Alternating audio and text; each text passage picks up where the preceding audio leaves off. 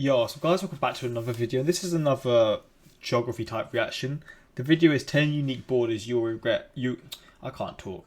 You will regret if you don't see them, and it's by the finest. I'm not too familiar with this channel, but saw this suggested a few times. Plus, I saw an Instagram message and someone suggested this, and it actually sounded very like a fun reaction to do. So I just thought, why not? And I know if there's going to be obviously North Korea and South Korea here, and I remember in past videos I've done, it's sort of mentioned crazy borders. I think it was the video that I sort of reacted to where it was just talking about a fact about every single country in the world.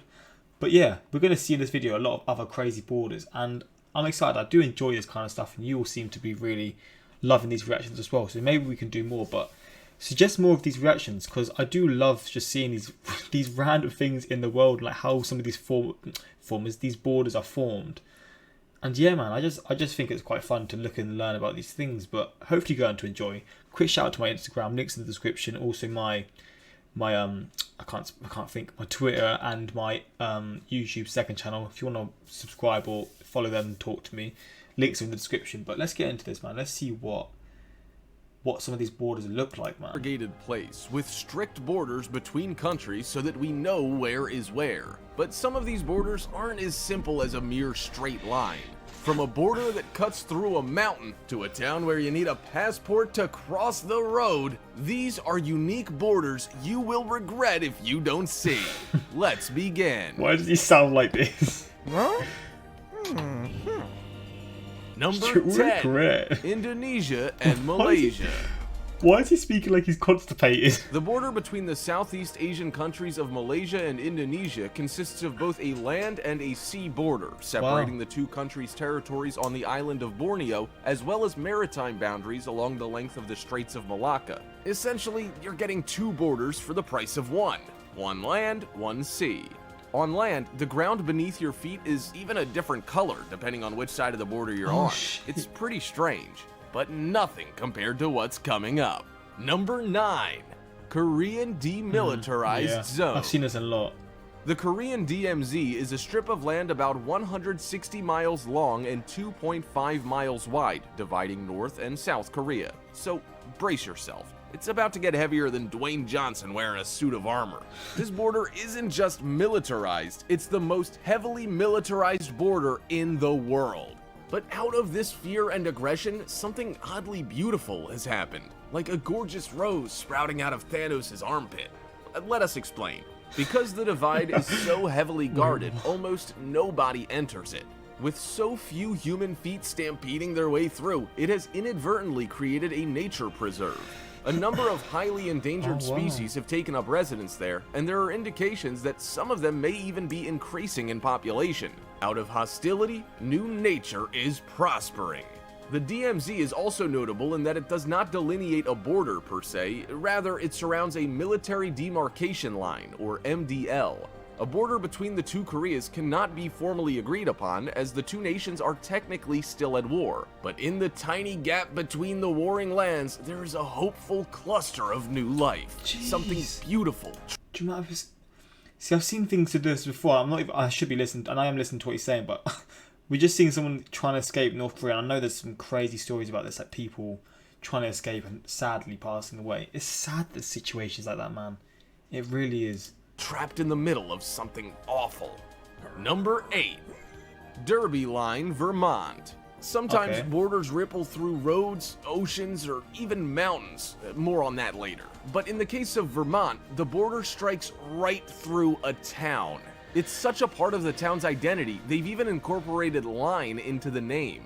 This is the quaint little town of Derby Line, and it perfectly straddles the US-Canada border. Oh, that is cool. You're in the US, but then a quick pop to the shops and you're in Canada. Imagine.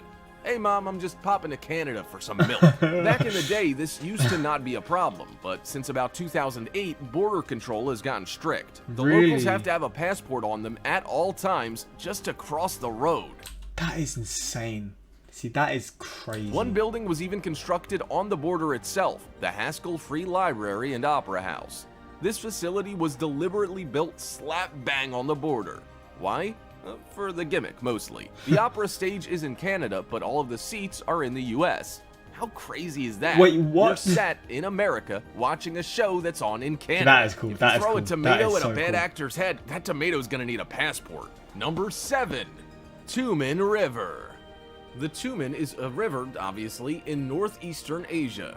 In an area near the coast, on the border between Russia and North Korea, the Tumen snakes down between Russia and North Korea and is actually in Chinese territory. Thus, in this area, you can start off in North Korea, and just by walking north for less than half a mile, you'll pass through China and end up in Russia. Although, What? that might not be a good idea. It's a common place for North Koreans to attempt to defect, and for that reason, just like the Korean Demilitarized Zone, it is heavily patrolled by North Korean soldiers. Again, this is an area where intense security meets serene beauty. Though the gorgeous and winding river is a sight to behold, the presence of heavily armed soldiers somewhat sullies the view. The beautiful sound of trickling water is a touch less beautiful when it's mashed up with the heavy marching of army boots. Number 5.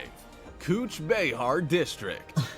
The Cooch Behar District has a similarly confusing border to the last example on our list. An innocent game of hopscotch here will take you from one country into the next and back again. Wait, there are a what? number of patches of land which are Bangladeshi, but they are inside India. That's and crazy. you guessed it, the same applies in the other direction. That is This insane. alone is strange enough, but it gets even weirder. The exclave known as Balapara Kangrabari is Indian, but is surrounded from all angles by Bangladeshi territory.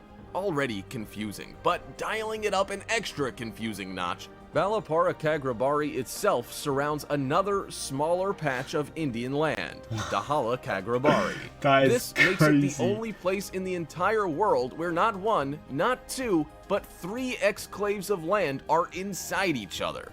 So How do countries even make them sort of borders? It's crazy to me. It's absolutely crazy to me. that's one Indian territory inside another Indian territory inside Bangladeshi land. It's the turducken of countries. Number 4. Crazy. Mount Everest. Now, if this were a list of the Yeah, world's there's a lot tallest of mountains, crazy the presence of Mount Everest wouldn't shock borders you. here, isn't there? But what, you may ask, is it doing on a... Nepal, China. I think that's the that's Bhutan, maybe. I don't know. That's India, maybe. That's the peak to my knowledge of that. I'm not gonna lie. I'm not gonna lie. That's the most to my knowledge of that. countdown of unique borders. Well, while there are a lot of well-known facts about Mount Everest, it's the tallest mountain in the world, blah blah blah, what you may not know is that the border of China and Nepal passes right through the middle of the mountain, That's unreal. including the peak itself. If you live in Derby Line, there's literally nothing stopping you from bouncing between US and Canada whenever you fancy. But in this case, there's a literal mountain in the way. This means that not only is Mount Everest the tallest mountain in the world, it is also the tallest border. If you were to reach the very peak and straddle one leg on either side, not only would you be higher than a shocked giraffe's eyebrows, but you would be 50% in China and 50% in Jeez. Nepal. Number 3. District of Columbia. The District of Columbia was originally a big diamond carved out of Maryland and Virginia. Due to its size, shape, and location, the border has some unusual features. When it was originally delineated, large stones were placed 1 mile apart around the entire district to define the border. 100 stones in all, since the original district was 10 miles long on each side. A few of the stones are missing today, but most are still present. There's one Really? in Silver Spring, Maryland that marks the northernmost That point is of the so district. sick. The border is unusual in other ways as well. Eastern Avenue and Western Avenue form the northeast and northwest borders, respectively. If you're walking on the sidewalk on the northern side of the street, you're in Maryland, the street itself is in the district, and the curb is the state line. Stores on one side of the street That showing is so phone numbers funny. in their windows will have one area code for Maryland on the north side of the street, and a different area code for the district on the south side. What? Number 2. That's The unreal. Diomedes. The hell is this? The Diomedes are a pair of islands in the Bering Strait. Little Diomede, that's the smaller one, hosts the American city of Diomede with a population Jesus. of 146. Big Diomede, that's the larger one, belongs to Russia and is uninhabited. The two islands are only about 2.5 miles apart. So far, so normal. Nothing particularly strange about there being 2 islands near each other. But this is where things get unique. The international date line passes between the Diomedes and also serves as the border between the United States and Russia. Thus, when residents on Little Diomede look across the strait at Big Diomede, they're not just looking at another country, they're looking into tomorrow. For example, when it's 9 a.m. on Saturday on Little Diomede, it's 6 a.m. on Sunday on Big. I knew he was going to say that. That is absolutely unreal. That's so crazy. See, that sort of thought blows my mind, man. I remember reading something about this, like about the specific point where it's like time changes and it's like the next day, and it's just crazy to me. If that's not some Doctor Who level craziness right there, I don't know what Ridiculous. is. It's like something out of a Kurt Vonnegut novel. Number 1. Egypt/Sudan. Bir Tawil is a plot of land about 795 square miles in size. It lies between Egypt and Sudan and was accidentally created in 1902 when the United Kingdom drew a different border from the one that was created in 1899. Good old United Kingdom. Sometimes when you're clumsy, you might smash a glass. Other times when you're clumsy, you completely change a country's border. Oopsie. Depending on which version of the border you accept, a certain patch of land moves from Egypt to Sudan. This region has been dubbed Bir Tawil, and here's the thing about it. It's apparently a great big trash fire of a place.